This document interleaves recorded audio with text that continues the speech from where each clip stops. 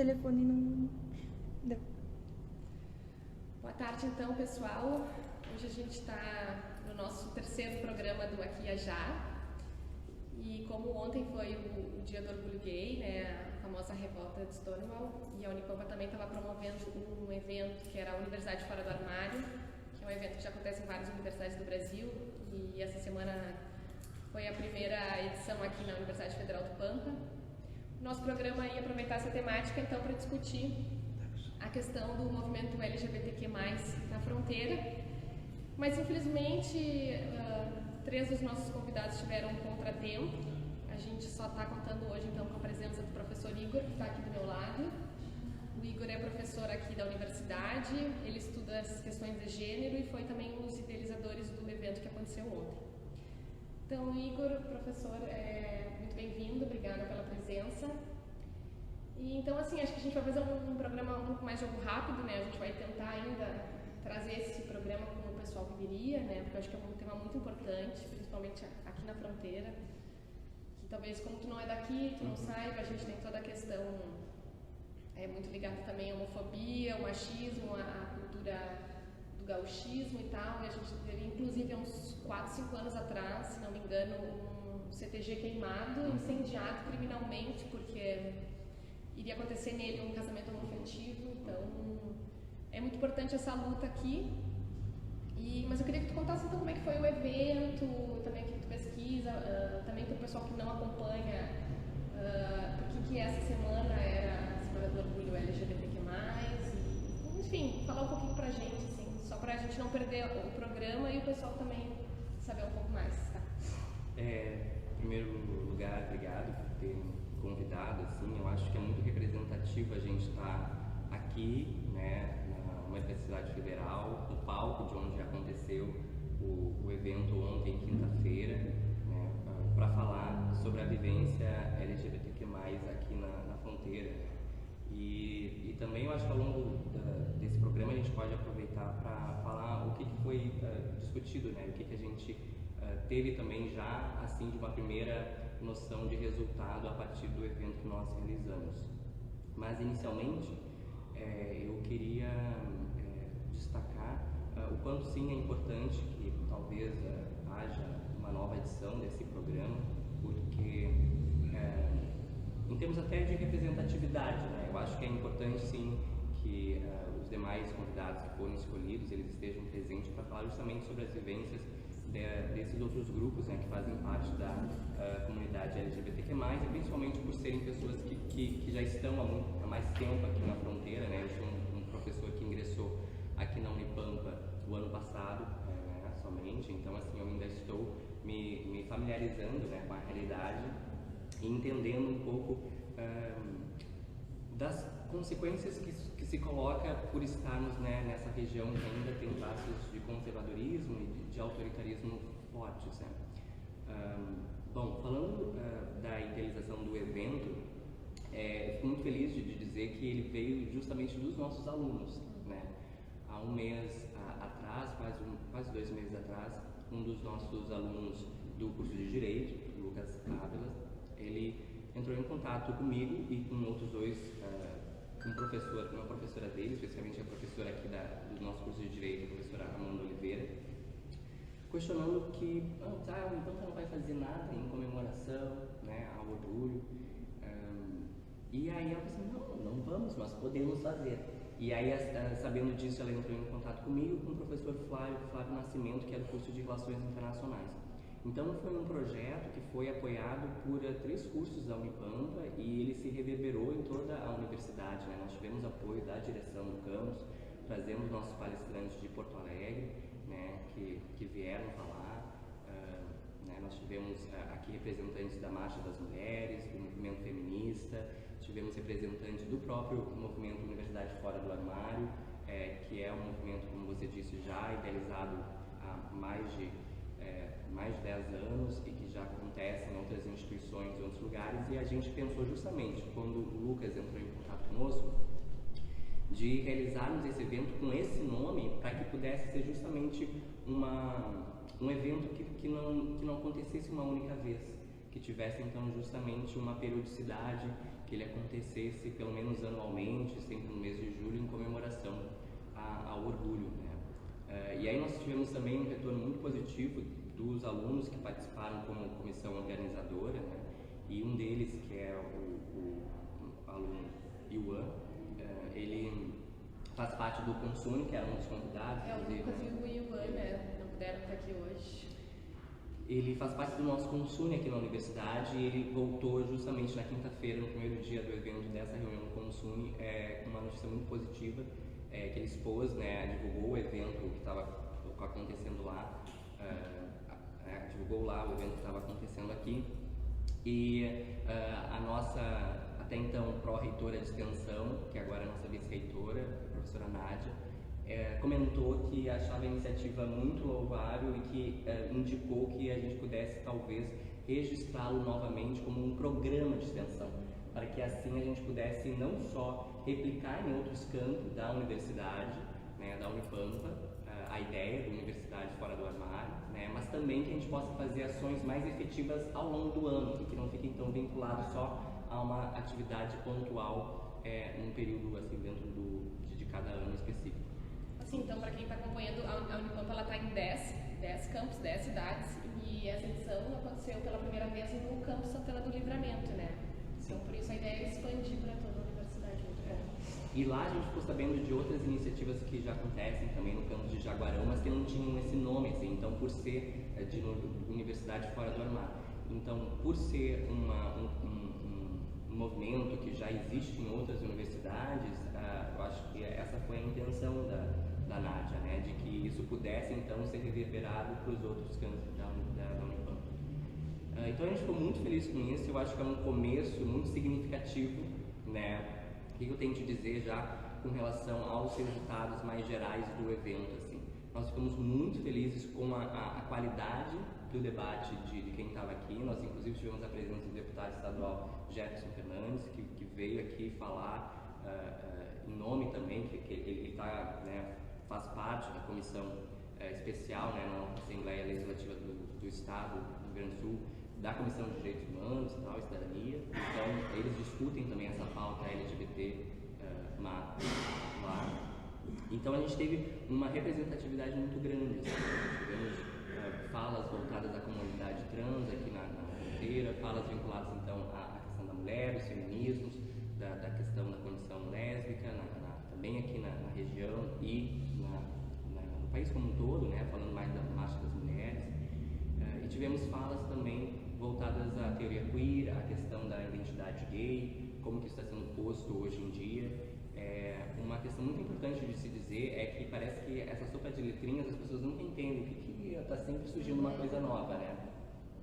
Por um bom tempo a legenda, né, no caso, ela ficou denominada de LGBTI, porque agregou aos intersexuais.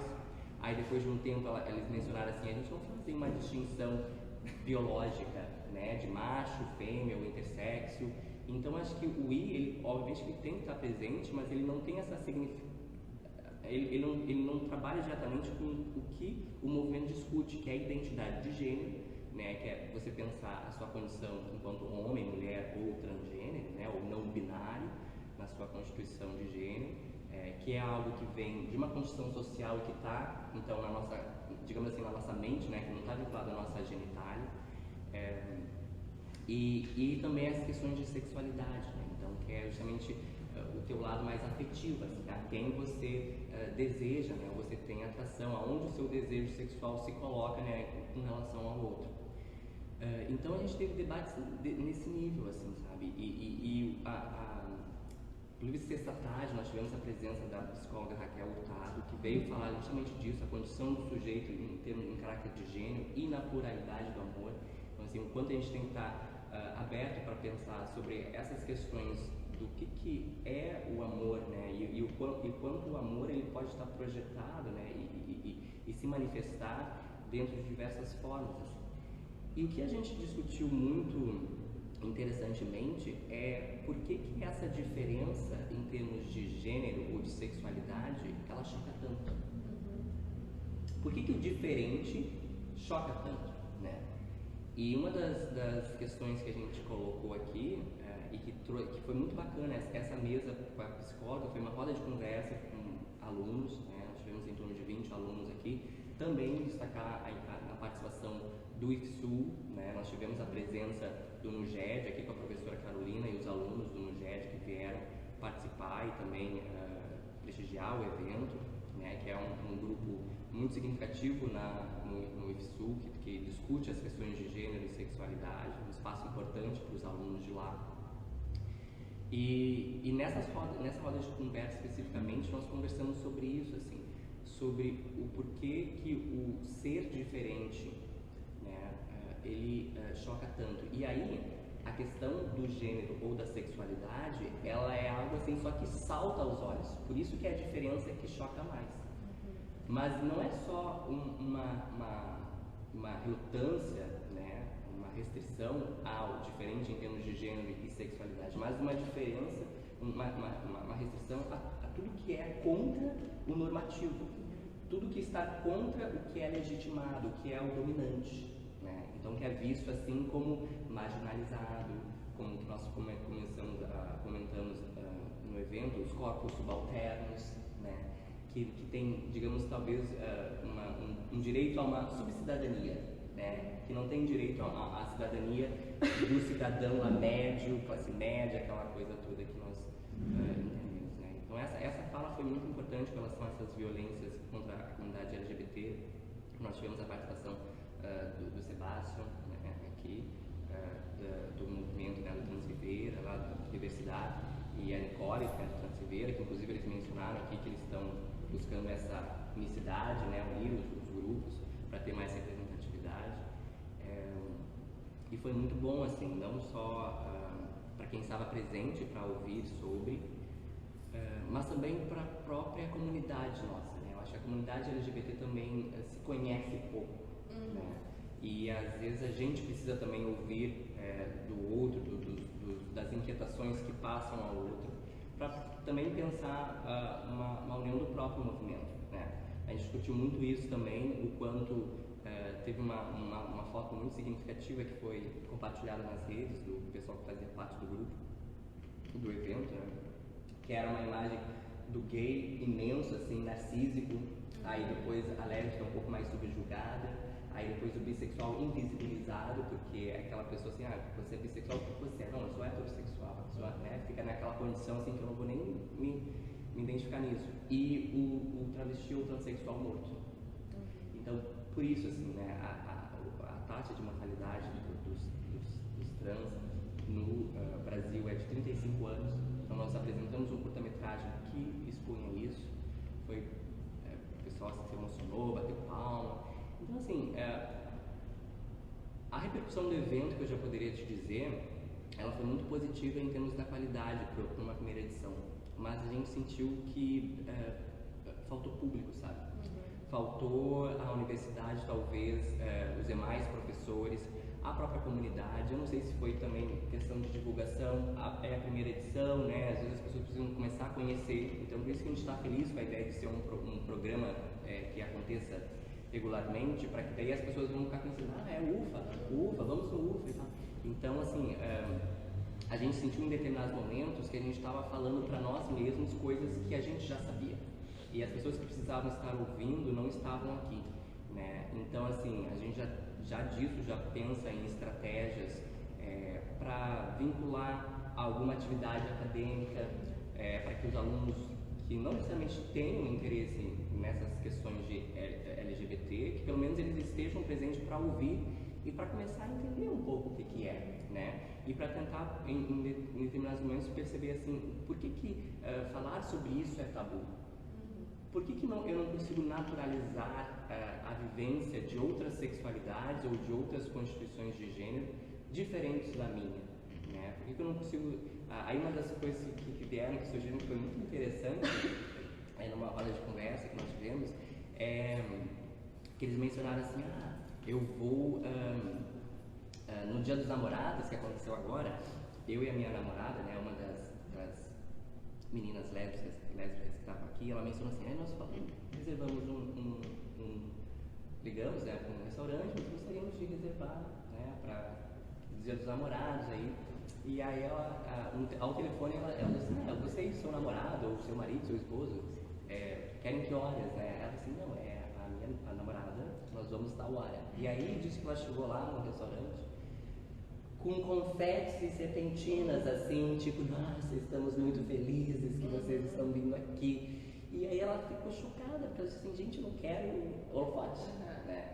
A comunidade não quer ser tratada diferentemente dos demais. Ela só quer ser aceita, assim, e conviver, né? Tipo, andar de mão dadas na rua, como qualquer outro casal anda. Isso não é uma agressão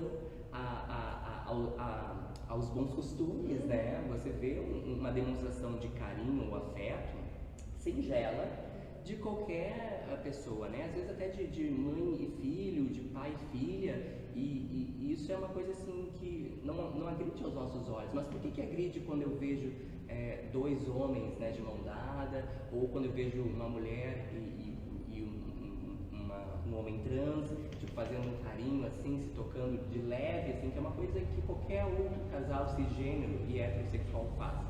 Então essas questões que a gente precisa levar para quem está fora da comunidade LGBT, né? E aí eu estou falando comunidade LGBT porque aquilo que a gente estava trazendo antes, assim, que é essa sopa de letrinhas, né? Por muito tempo a comunidade se via assim abraçada com vários grupos vinculados às questões de gênero e sexualidade, e hoje em dia ela percebe que ela não pode só ficar mais discutindo sobre isso. Ela também tem que pensar nas interseccionalidades de raça, de classe e também do sexo, da sexualidade, do gênero, né? Então é tudo isso que tem que estar interligado para poder se pensar a política pública, para poder se pensar como tratar, o que fazer com essa comunidade, né? Em termos assim mais vinculados ao Estado, né? Qual é a postura ou a presença do Estado frente a essa população?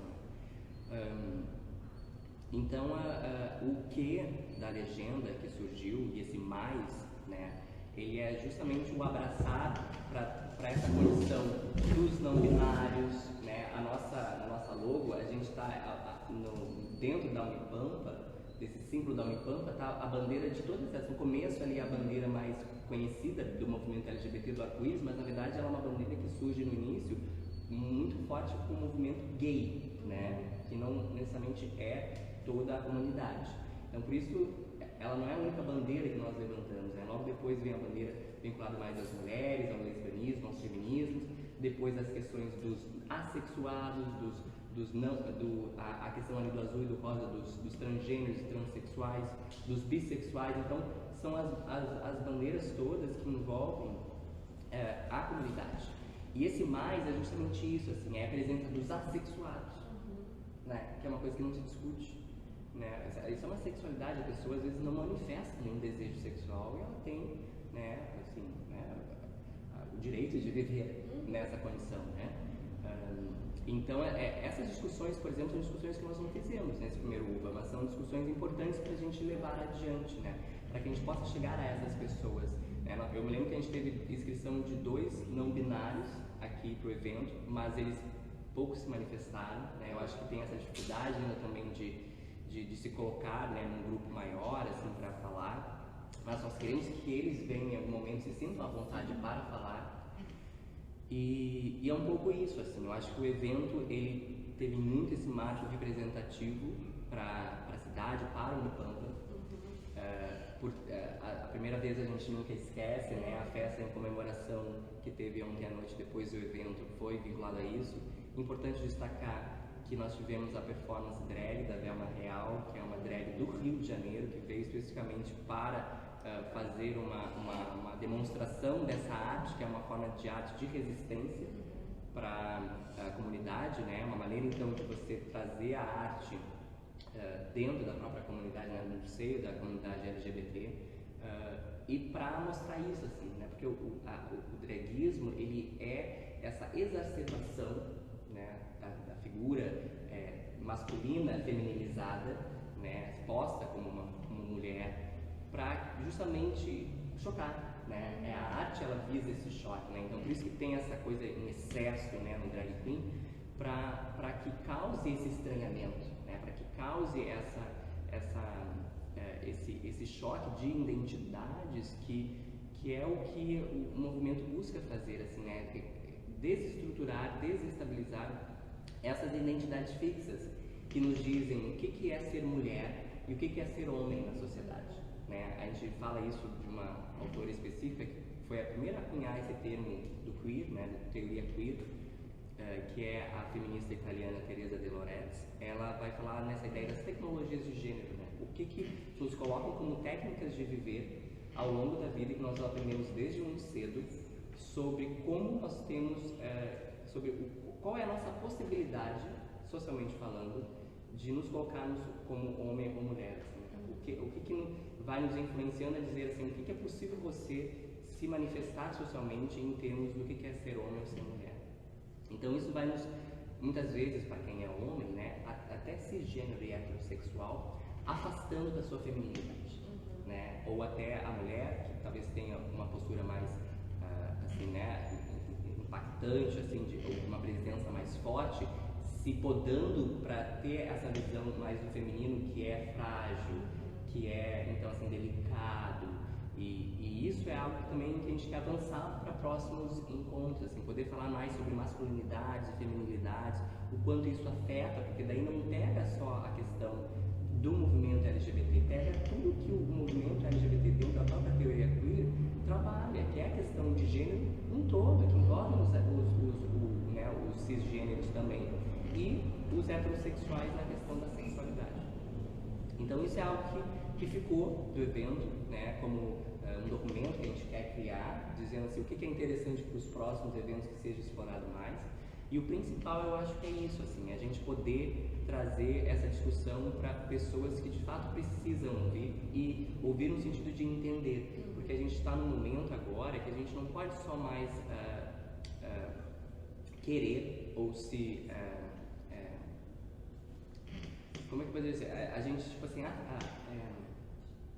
se bastar com a aceitação. A gente chegou no nível que não dá só para você me aceitar na minha condição de diferente. Eu preciso que você entenda essa diferença e eu preciso que você apoie. E aí a gente passa por um salto que é muito significativo, porque isso é o que a gente está começando a ter em grandes centros, em lugares onde as pessoas discutem ou vivenciam mais isso. Então elas têm que ver, né, dois homens se beijando, dois transgêneros, talvez, ou até desafiar muito mais ainda a questão, né, dos não binários, que junto, por exemplo, podem reproduzir. E tem todo esse debate assim, da heterossexualidade forte com relação contra a comunidade LGBT, porque elas excluem o lado reprodutivo, né, da vida humana. Bom, nós podemos ter uma relação de dois transgêneros que podem reproduzir.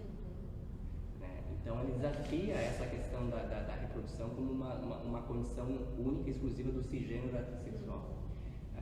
Mas isso são coisas que a própria comunidade ainda precisa, LGBT precisa conversar mais, e precisa ser conversado com as pessoas que estão nesse, que a gente fala, no normativo, no dominante, no legitimado, para eles entenderem que isso é uma condição posta pela sociedade, pela nossa historicidade. Né? Isso é uma condição posta por uma construção social que nos trouxe até aqui.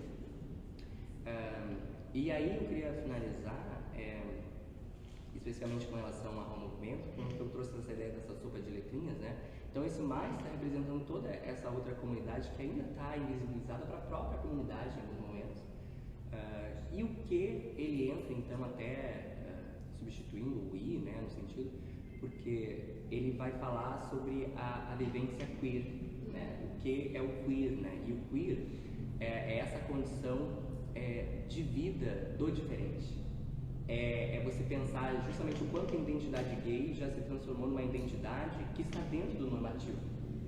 Porque, né, eu tenho uma condição de uma vida que, se as pessoas não me veem me manifestando ou falando, eu posso ser cisgênero, branco, heterossexual. E o queer, ele vai questionar isso, porque de início o movimento gay, ele era um movimento diferente. E hoje em dia ele já está se colocando dentro da norma.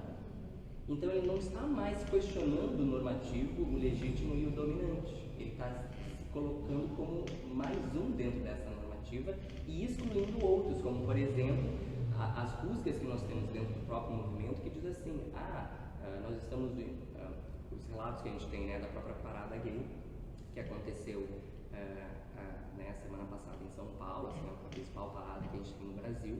A gente tem relatos de vários homens cisgêneros homossexuais, gays, agredindo transexuais que estavam na parada verbalmente, né? O que vocês estão fazendo aqui? Saiam daqui, vocês estão, né, diminuindo o evento, ou não estão deixando ele ter essa magnitude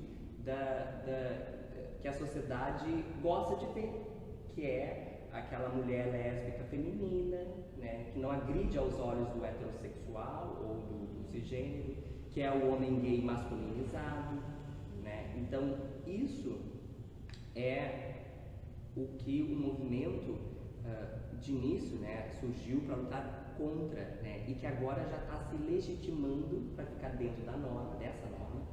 E aí o que surge na bandeira, né, na legenda, para simbolizar essa luta que a gente não pode esquecer. Que a lésbica, que o gay, que o bissexual, que o travesti, o transgênero, o transexual, não pode esquecer, né? Que é a luta pelo qual o movimento existe, pela diferença. O queer é isso, o queer é você celebrar o diferente. É aquilo que a gente fala, né, filosoficamente, é você viver para uma ontologia da diferença, né? Antes de tudo e acima de tudo, nós somos diferentes e o que se celebra é a diferença. Então, isso foi algo que a gente comentou no evento e é algo que precisa ser disseminado mais, né? Então, eu acredito que para a fronteira foi muito significativo ter isso. E que bacana, né, que num momento tão especial, que é em comemoração aos 50 anos da revolta de Stonewall, que aconteceu em Manhattan, né, mais na região ali downtown de Manhattan, no East Village, onde tinha um pub, um inn, né, chamado The Stonewall Inn, e lá é um pub, um bar, que vivia sofrendo batidas da polícia, né, por justamente congregar né, a comunidade LGBT da época lá. E num desses momentos, por essas várias, né, repressões da polícia norte-americana, nova-iorquina, né, enfim, né, os frequentadores estavam lá e resolveram não se calar, assim. E aí houve, né, nós tivemos relato do Lucas aqui, né, que é o nosso aluno transexual, que ele mencionou assim, se invisibiliza inclusive dos filmes que falam sobre a revolta de Stonewall, que a primeira pessoa que se revoltou e que lançou, né, quando estava fazendo um show lá drag, que se revoltou contra a polícia, que entra, assim, que jogou uma garrafa, começou todo o estopim, foi uma transexual, né, na época, e negra, né? Então, assim, o quão significativo é, né, assim, um público que é completamente, e foi, né, e ainda hoje sofre de muita marginalização e preconceito, porque está, né, isso enraizado na nossa sociedade até hoje, apesar dos avanços que nós tivemos. Mas isso se invisibiliza, né, pelos meios de comunicação, de como isso é disseminado, a história que é contada, que história que é contada, né, pra gente.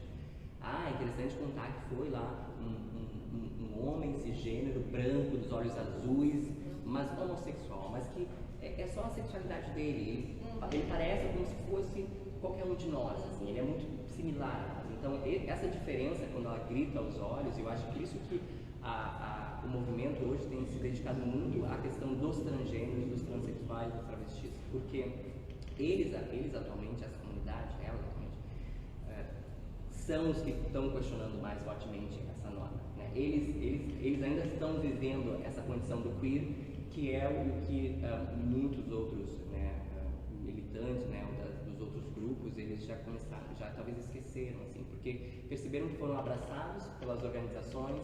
Não, vem aqui, eu vou te contratar. Por quê? Porque, bom, você é uma mulher lésbica que se você não manifesta aqui com a sua namorada ou algo assim, você parece uma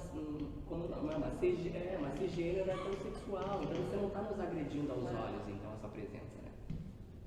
Então isso é algo que a gente precisa evoluir assim na discussão. Eu acho que eu espero que as próximas edições do evento possam trabalhar mais com isso, possam estar presentes com pessoas da comunidade também. A gente teve participantes, não foram só alunos, né? Nós tivemos participantes da universidade fora, né, da comunidade riverense, também santanense, mas ainda assim um número muito pequeno, sabe? E eu acho que a primeira vez, talvez a gente sempre tem essa dificuldade de angariar público, assim, né?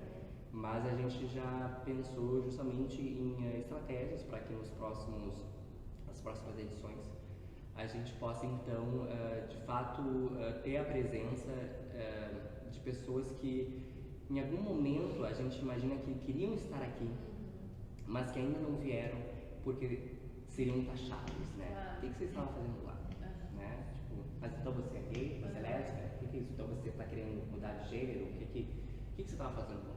E aí a importância é a gente entender que estar aqui não significa que você tem que assumir alguma coisa desse tipo, né? Bem pelo contrário, estar aqui é você estar aberto a querer celebrar essa diversidade, que é o que o queer pretende, que o próprio cisgênero heterossexual entenda isso e celebre essa diferença também. Porque dentro dos heterossexuais existem diferenças, né? Existem, tipo, né, um heterossexual às vezes que é homem, mas que ele gosta, por exemplo, de ter uma posição mais frágil, ou de ter uma esposa, uma mulher que seja mais dominante. Isso é viver também contra a norma, que diz que o homem, né, até a força do machismo, né, que diz que é o homem que tem que se colocar, o homem que tem que sempre decidir dentro do seio, né, familiar e na casa, ele tem que ter a última palavra. Então isso tudo são coisas que o movimento traz e que traz também para a própria condição de quem talvez não se sinta representado, mas que também faz parte do porquê e para quem o movimento batalha, que é em prol da diferença das diferenças. Então, professor Igor, muito obrigada. Acho que foi uma aula aqui, né? Vou fazer uma coisa rápida assim, mas a gente aprendeu muito aqui. Acho que a gente tem muita coisa ainda para falar, e é bem isso como tu trouxeste, assim, não é porque eu não me sinto representada nessa causa ou que eu não milito nela e que não seria uma causa que eu deveria lutar, como a causa negra, feminista, LGBTQ+. Por isso que o Aqui Já quis fazer esse programa essa semana sobre o tema, dizer que a gente é um apoiador, a gente luta também nessa causa, como todas as outras, né, que se sentem oprimidas nessa sociedade individualista. E então, assim, a gente ainda gostaria de tentar ainda reunir esse grupo que não pode estar aqui hoje, assim, né, dos dois lados da fronteira. E também a gente teria muito assunto para falar sobre isso, né? Toda a questão do paradoxo que tem desse movimento que está crescendo, que o Brasil é um país que tem a maior parada gay em São Paulo, e a gente é um dos países que mais mata, né? Os índices de assassinato contra a comunidade é altíssimo também. Então a gente teria muito assunto para falar, casos que já aconteceram e tudo mais, que ficaram emblemáticos. Mas a gente vai encerrar por aqui, né? E ainda voltaremos no tema em outras oportunidades, e agradecendo aí quem nos acompanhou, e o programa fica gravado aí para outro momento, tá bem? Então, boa tarde para todo mundo e obrigada, professor. Obrigado.